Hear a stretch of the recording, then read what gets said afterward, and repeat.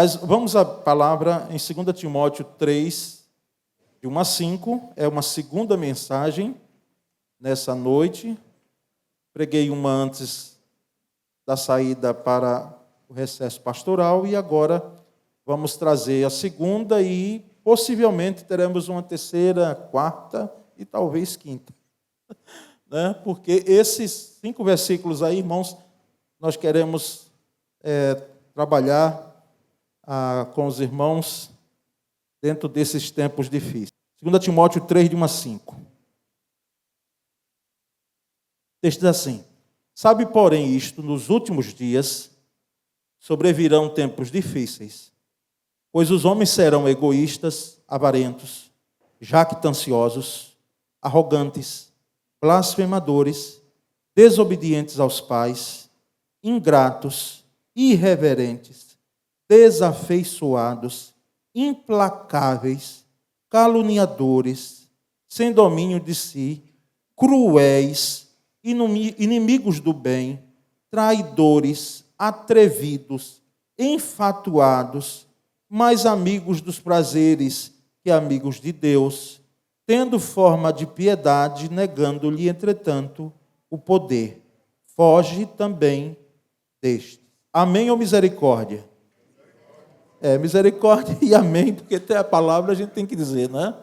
Mas é misericórdia, irmãos, para dizermos, porque isso nós temos, na realidade, vivenciado. E a título de introdução, nós queremos lembrar os irmãos que a expressão os últimos dias, você notou aí essa expressão? Os últimos dias. Saiba que nos últimos dias, o que quer dizer esses últimos dias? Se refere ao período da vinda de Jesus, não é? Desde a vinda de Jesus, no seu nascimento e quando ele começou o seu ministério, tá certo? Até a volta dele. Então, é esse espaço de tempo aí, tá certo? Desde que Jesus veio até quando Jesus voltará. São os últimos dias. É claro que há um princípio de dores, pelo qual nós ainda não passamos, tá certo, irmãos? Pelo que consta no Evangelho de Mateus, nos Evangelhos, nós não temos ainda aqueles princípios de dores em evidência, mas já se está começando.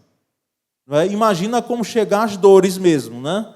Porque se o princípio nós já visualizamos, mas sabemos que esse período, essa expressão, e é isso que eu preciso que os irmãos entendam, de que últimos dias quer dizer isso. Não quer dizer algo que apenas está para acontecer.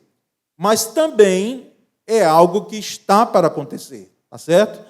Por quê? Porque o verbo usado é lá no futuro. Então, é algo que está acontecendo agora, de certa proporção, mas é algo que vai acontecer mais ainda, tá certo?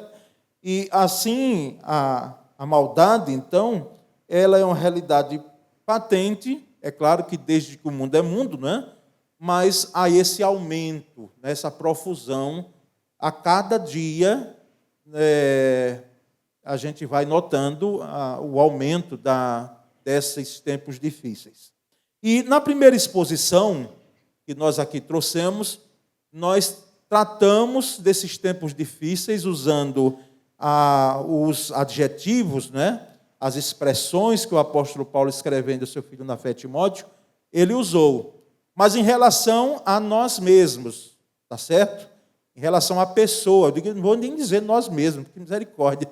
Em relação à pessoa, tá certo? Em relação às pessoas, quanto acontecendo esses adjetivos dentro delas, não é? E agora é em relação às pessoas e ao próximo, tá certo? Então hoje nós vamos ver como esses tempos difíceis eles se configuram, as pessoas agindo com as outras, né? E não agindo em relação a si mesmas, agasalhando aquilo que nós falamos na primeira exposição. E então nós vamos a expressão, né, que o apóstolo Paulo usa no versículo 3, é que as pessoas serão implacáveis, né? Nesses tempos difíceis, as pessoas serão implacáveis. Aí no versículo 3 tem esse termo, inclusive a versão que eu usei, a revista atualizada, a ARA, não é? Traz justamente esse texto. Não é? Qual é o sentido de implacáveis? Não é? A palavra grega, escrita lá no Novo Testamento para implacáveis, significa pessoas sem acordo, pessoas que são irreconciliáveis, pessoas que não abrem mão para perdoar. Não é? São pessoas que têm essa conduta, pessoas que não querem se reconciliar com o outro, são pessoas que não perdoam, elas agasalham e não liberam perdão, e também são pessoas sem acordo e não estão sujeitas a uma reconciliação. Irmãos, eu, na trajetória pastoral, e aqui quando assumi, lidava isso com jovens, mas era assim. Eu diria que é café pequeno, era, né? Porque o jovem, o campo de ação era menor, quando ocorria alguma coisa, a gente falava, muito mais, você está namorando, mas muito mais entre namorados e noivos que ocorriam, né? Alguns casados, poucos que tinham na época, mas depois que assumi aqui em 2008, aí eu senti o peso. E agora, nesses últimos anos, irmãos, mais ainda, porque já sentei com gente que, assim, as duas se arranharam, né, e não houve reconciliação. Saíram do gabinete sem eu alcançar o objetivo. Até oramos, mas não houve. E parece que perdura até hoje. Não é? Me parece que perdura até hoje. Outros casos, graças a Deus, louvado seja Deus, nós tivemos êxito. Mas o que eu quero chamar a atenção dos irmãos aqui é que nós precisamos, não é, olhar essa questão desses tempos difíceis, nesse primeiro aspecto, em relação a pessoas que serão implacáveis, e a gente dizer, olha, desse aqui eu quero fugir, eu preciso fugir. Não apenas dessas pessoas, mas para que eu não seja esta pessoa. Porque se você é implacável, você tem um comportamento implacável nesse sentido, de pessoas que, a ideia, irmãos, note bem isso, é que elas têm um ódio que arde como fogo. Arde como fogo. Trata-se de uma ira que não cessa de arder. Não é? Então, é incoerente com a nossa vida cristã. É incoerente com o padrão de Cristo. Não é? Se alguém, em nome de Jesus, está aqui sentado e ainda se enquadra em algum momento aqui do que eu falei até agora, em relação a esse primeiro aspecto, eu peço em nome de Jesus, eu digo a você que procure socorro de Deus, procure mudar. Porque eu vou repetir, olha, a palavra grega, aspondos, significa sem acordo, pessoas irreconciliáveis, sem perdão, pessoas que têm um ódio que arde como fogo, trata-se de uma ira que não cessa de arder, e alguém que abriga um ódio tão profundo que nunca chegará a um acordo. Olha, irmãos, vamos ser sinceros uma coisa. Nós nos chateamos com algumas pessoas, e nos chateamos pouco não. Ficamos chateados mesmo. Não adianta, a não ser que você nunca passou isso, então glória a Deus por isso. Mas eu queria dizer que alguns crentes passam, pastores passam, líderes passam, e nós ficamos chateados mesmo. E não é coisa do dia para a noite assim, como se nós fôssemos crianças, e chegar como antigamente, eu não sei se faz isso hoje os pais, porque as crianças estão brincando muito sozinhas, não é? Com o celular, mas antes, quando a gente brigava, até dentro de casa mesmo, os irmãos, não é?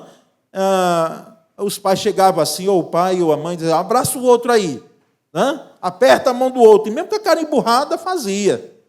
Mas nós sabemos que isso acontece no mundo infantil, louvado seja Deus, e as crianças perdoam mesmo. De uma hora para outra elas estão brincando juntas, não é?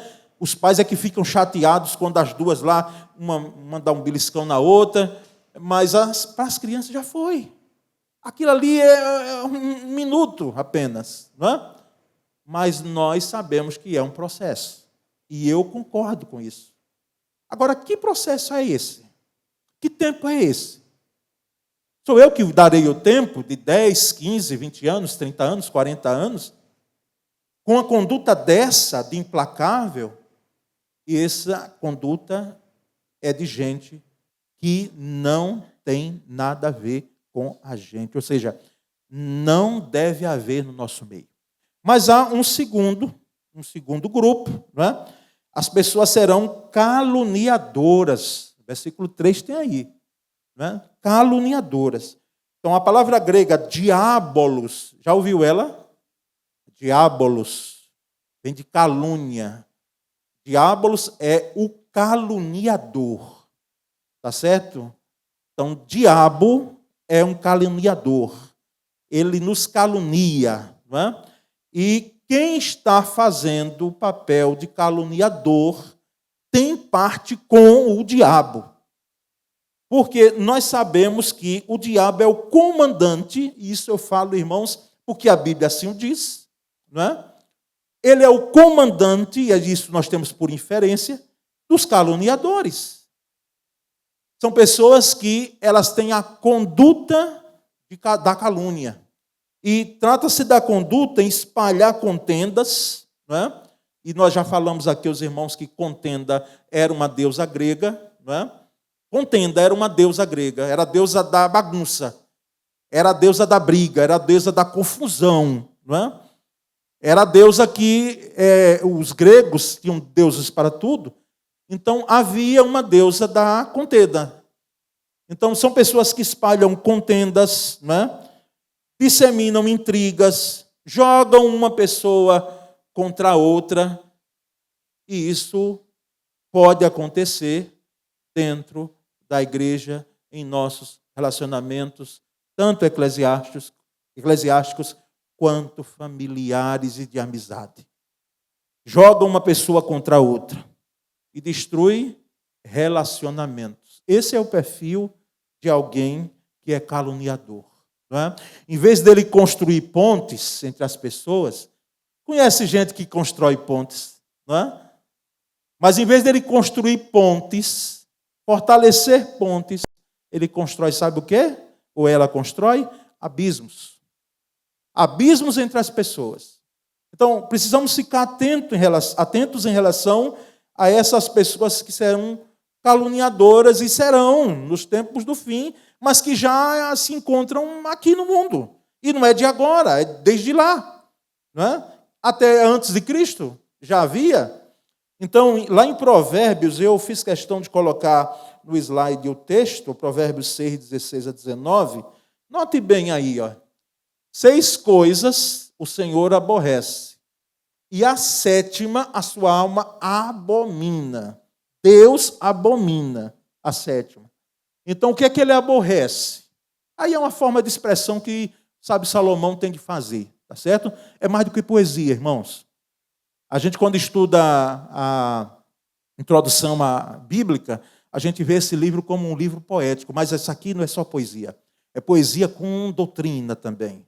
Uma doutrina que, é claro, que está no Antigo Testamento, então deixa eu mudar até o termo, com ensinos, tá certo? Que tem a ver com doutrina, não tem jeito.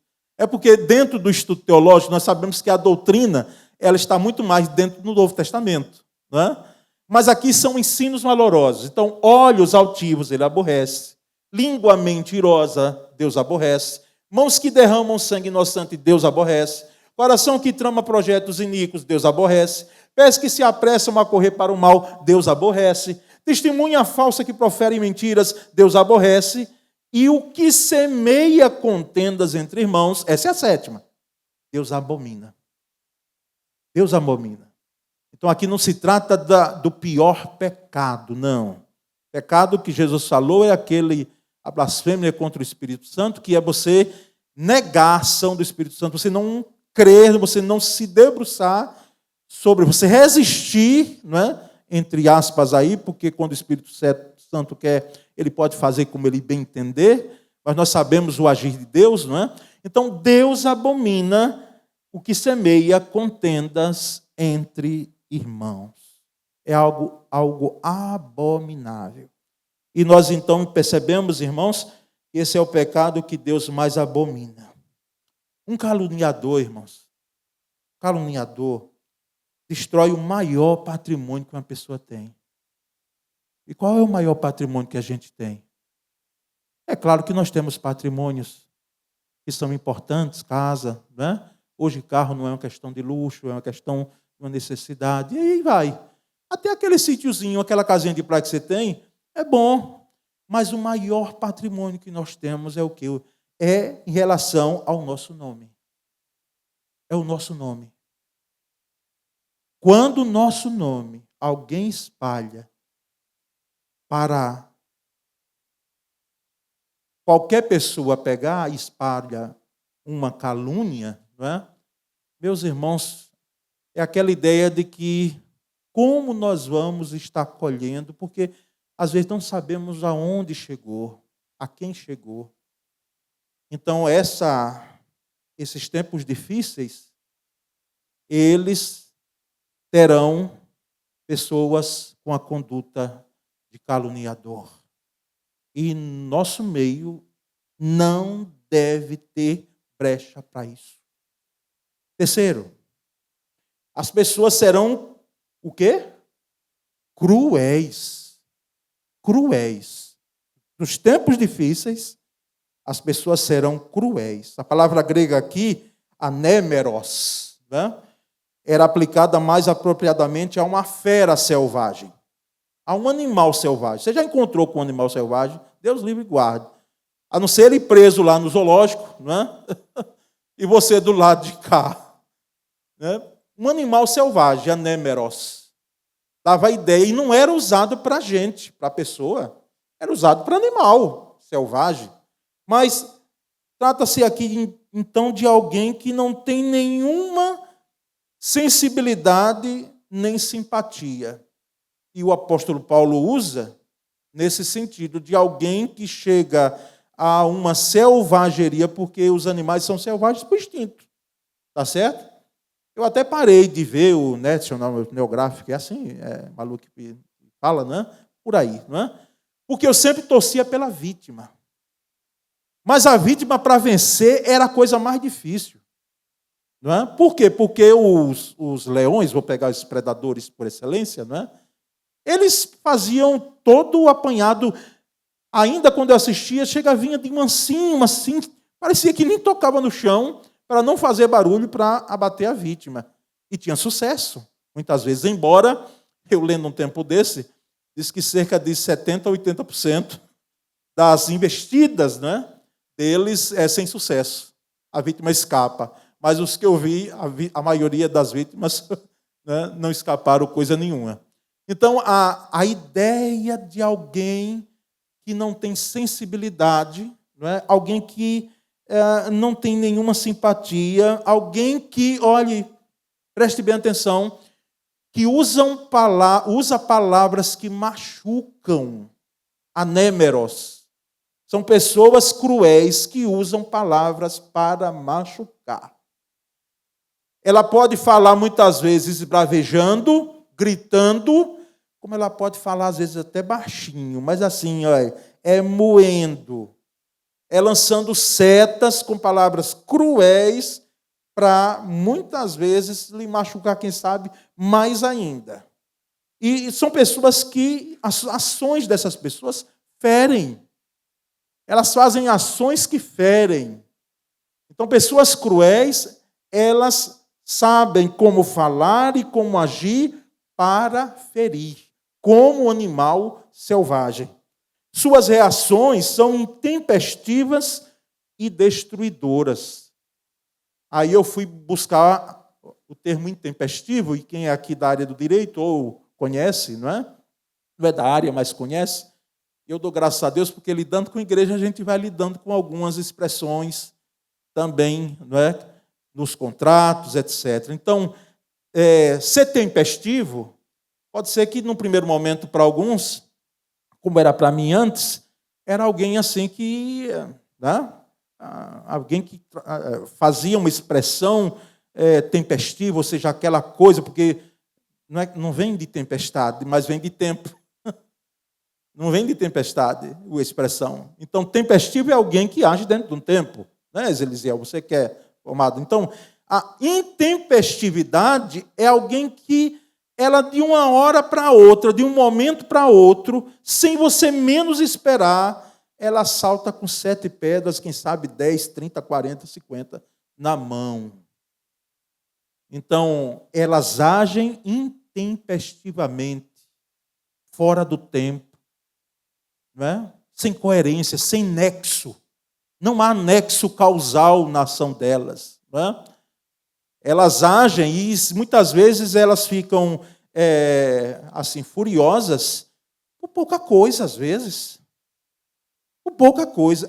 Chega, irmãos, até, quem sabe, se for por um outro viés, a um comportamento doentio, mas não é pecaminoso. Porque doença é doença, pecado é pecado. Então, as pessoas serão cruéis. E com esse comportamento, com essa conduta, destrói. Em vez de construir, destrói. Aí nós vamos para uma quarta conduta desses tempos difíceis.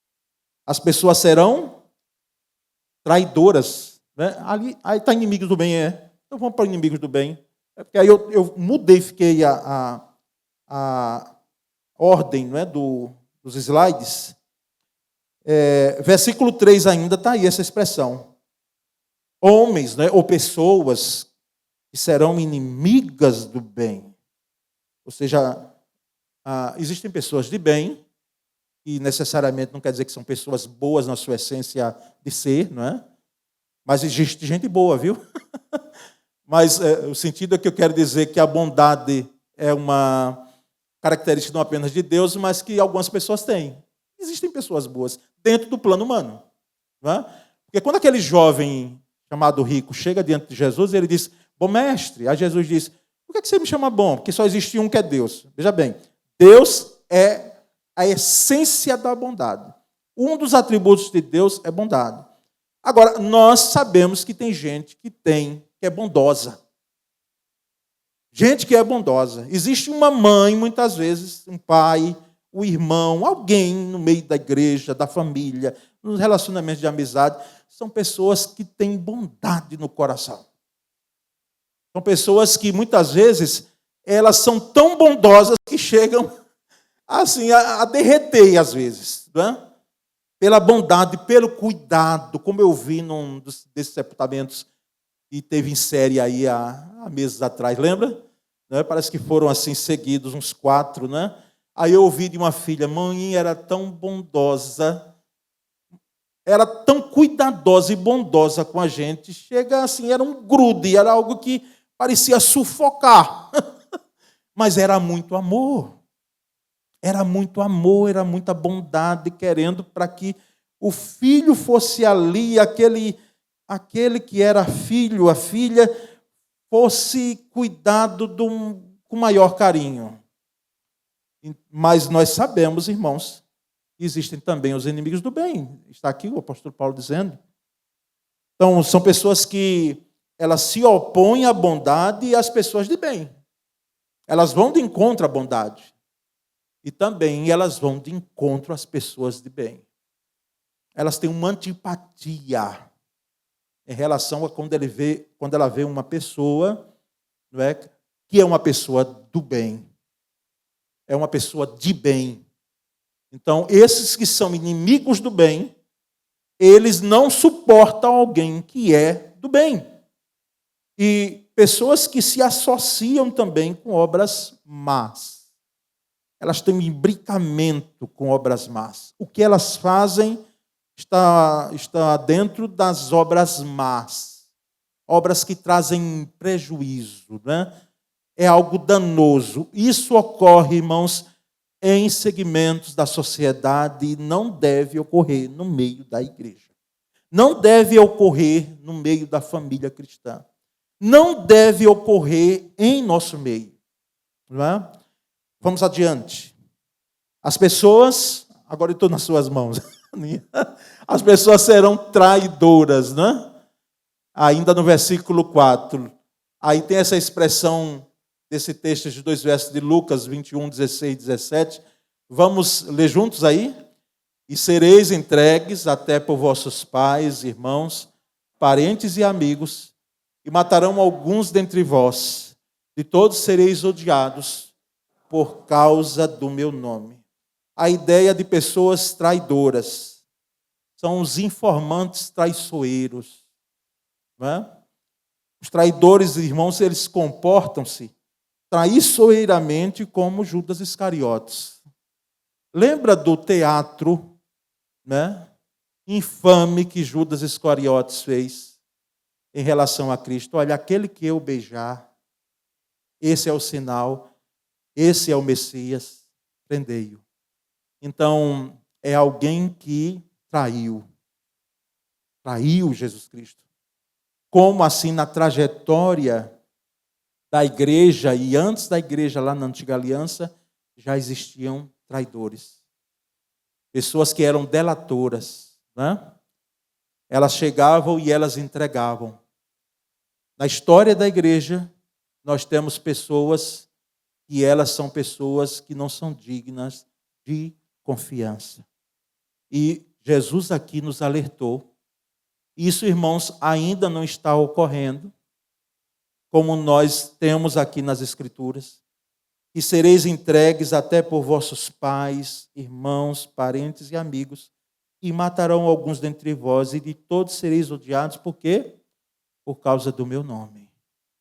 Ou seja, nós chegaremos, atentem os ouvidos agora, nós chegaremos a um tempo, irmãos, e a questão vai ser tão grave desses tempos difíceis, que um pai, uma mãe, um filho, um irmão, não hesitará em entregar se ele estiver do lado contrário. Se você está do lado de Cristo, se você tem o nome de Cristo, nós vamos ver e vamos percebendo que já existem discursos, e não são de agora, não é?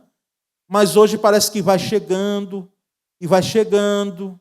É claro, trazendo um pouco da questão de, não, a liberdade de perceber, mas notem, a cada dia, se nós não nos atentarmos, como as coisas vão apertando em relação aos cristãos. Hoje, nós somos configurados como pessoas retrógradas, né, porque fazemos parte do Evangelho, e que, na realidade, somos preconceituosos, porque nós temos uma posição firme em algumas questões, ou nas questões, aliás, que a Bíblia diz que é pecado. Homossexualidade, eu sei que está sendo gravado, e pode botar, Josué. Homossexualidade é pecado. É pecado. Mentira é pecado. E assim outros adjetivos que nós temos, e ações e condutas que a Bíblia diz que é pecado, nós não temos como dizer que é mais ou menos. Então, já existe hoje, mas vai existir mais ainda. É claro que há, por parte de nós, o respeito, e deve haver o respeito. Nós somos contra a prática da homossexualidade, mas nós devemos procurar respeitar as pessoas que estão nessa prática. Há uma diferença nisso, irmãos. Os irmãos entendem isso? Então, nós devemos ver dessa forma. E percebemos claramente, então, que essas pessoas traidoras, né, elas nos levarão, elas nos entregarão, às vezes, quem sabe, até por a filmagem de um celular, em situações que você talvez não se expressou bem, ou se expressou plenamente bem. Você dizendo, olha, eu penso assim, eu creio assim, eu defendo isso, mas que hoje já existem leis que vão nos amordaçando. Uma coisa é o respeito, outra coisa é a questão do exercício daquilo que cremos e ser, isso para mim, uma verdade Então, pessoas que serão traidoras. Por último, as pessoas serão o quê? Atrevidas. Não é? Se você já usou essa expressão para alguém, que pessoa atrevida, não é? Você talvez não tenha ideia. Porque na língua portuguesa é plenamente aceitável. Mas é mais terrível do que você pensa. Na língua grega, quando Paulo coloca aqui pessoas que serão atrevidas, trata-se aqui de pessoas que não param de falar ou de agir movidas completamente por uma paixão doentia. E paixão aqui não é no sentido de relacionamento com alguém, não é porque tem a paixão, não. É a paixão por algo, por alguma coisa, por uma ideologia, por um entendimento. É uma paixão doentia. E elas não param de pensar nisso, elas se fixam nisso e elas morrem muitas vezes por essa paixão. Essas pessoas são incapazes de pensar de forma prudente e sensível, numa prudência e numa sensibilidade. Não é? A sensibilidade para algumas coisas que são triviais, mas a sensibilidade que se requer para algo que é sumamente importante não há, como é a preservação da vida humana. É o ser humano que não se detém diante de nada para obter os seus propósitos. Nada parece que o impede. Quando se coloca algo na cabeça, ele lá coloca, ele tem aquele foco, parece que ninguém detém, ele passa por tudo, ele procura suplantar todos e quem estiver no seu caminho, ele derruba ou mata. Trouxe 3 nomes,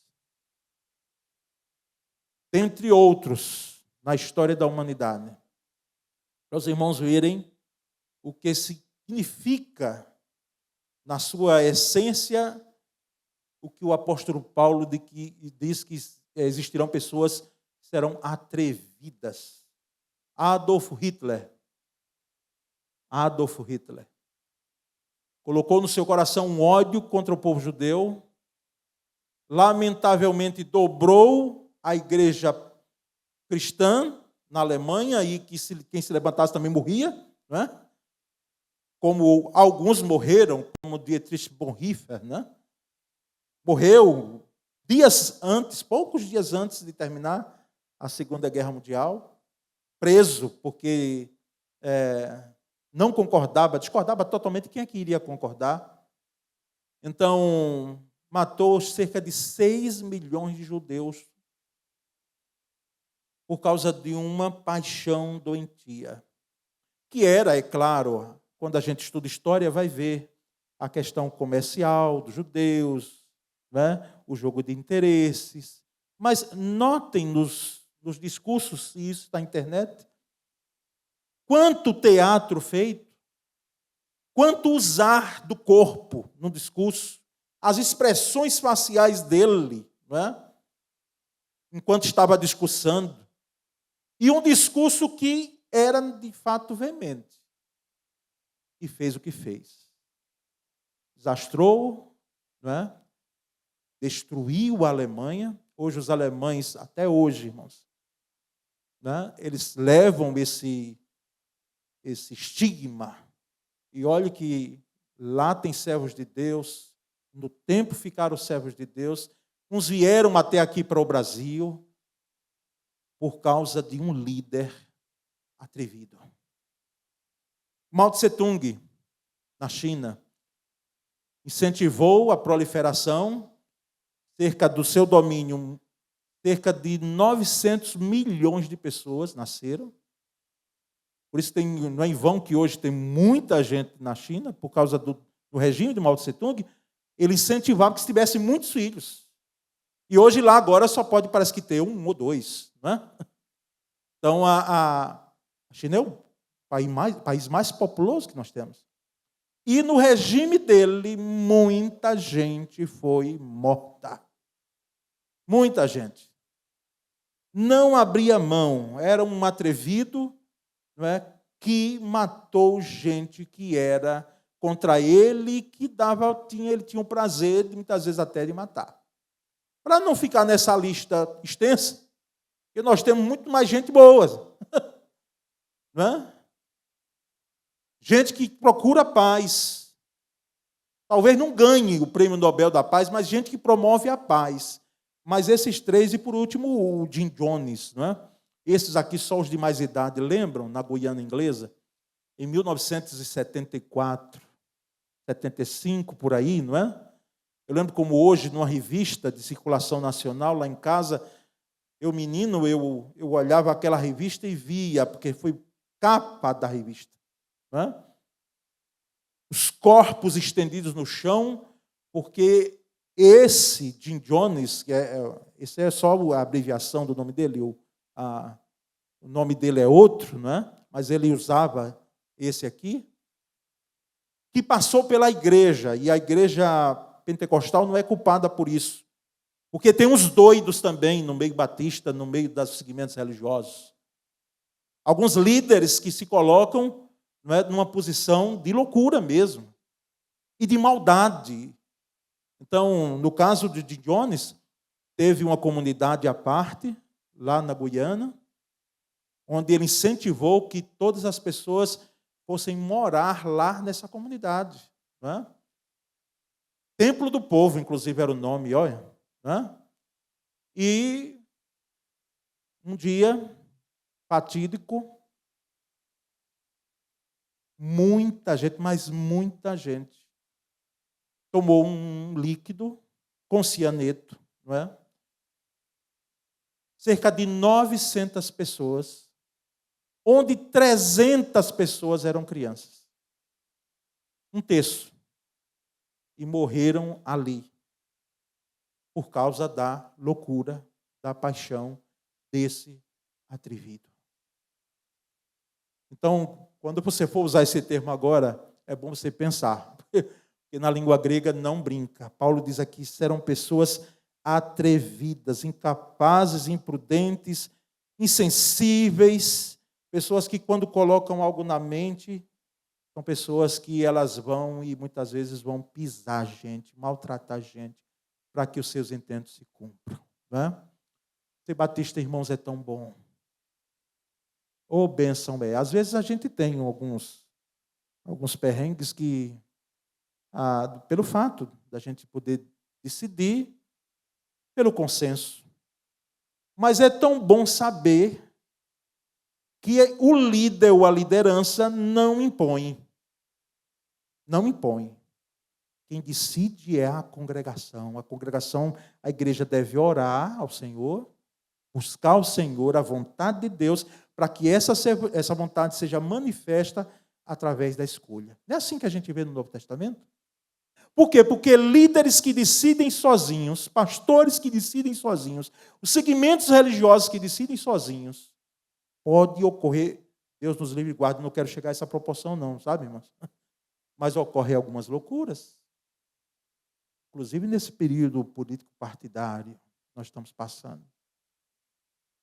E a lei já diz que é proibido a igreja abraçar político A ou político B. Não é?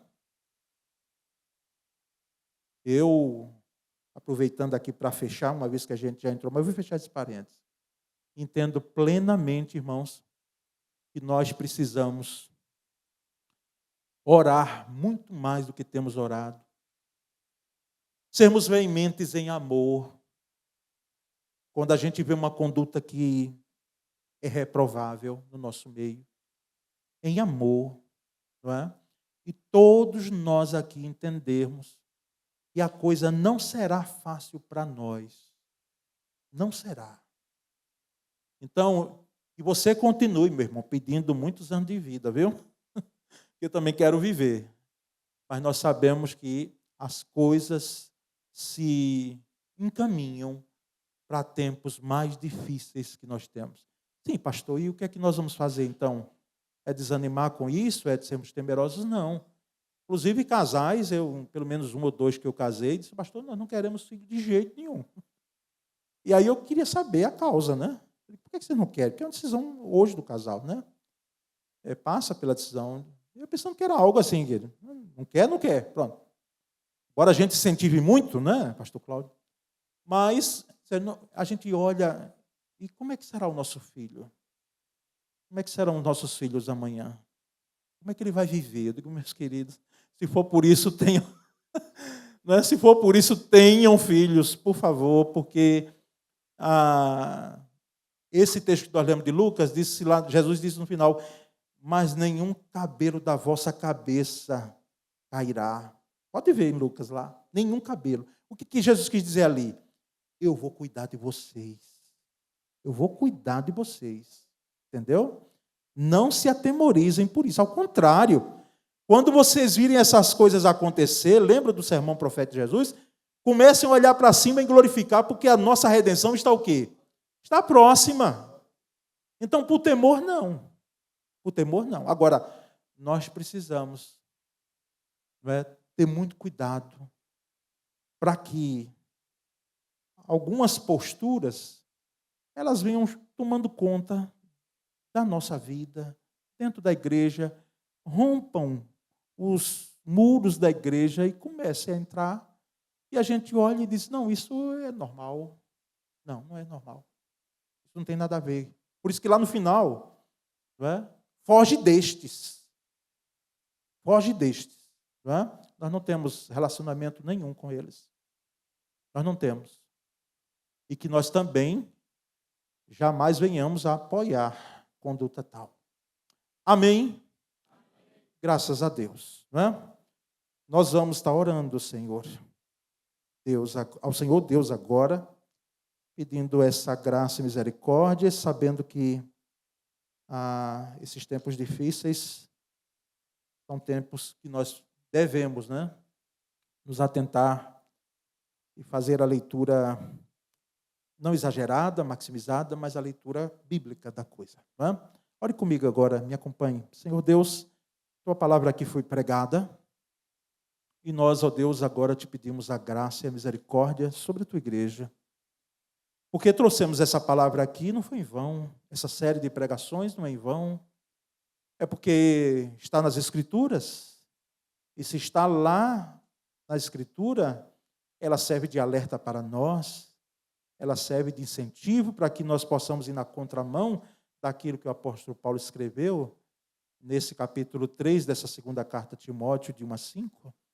Ó Deus, nós te pedimos em nome de Jesus sabedoria, prudência, Senhor, sensibilidade, um amor muito grande, um cuidado, mas acima de tudo uma firmeza diante desses tempos que estão se aproximando e no tempo de hoje, que nós já passamos em algum grau por isso, para que possamos dar um bom testemunho da nossa fé. Nós, ó Deus, agradecemos e oramos em nome de Jesus. Amém.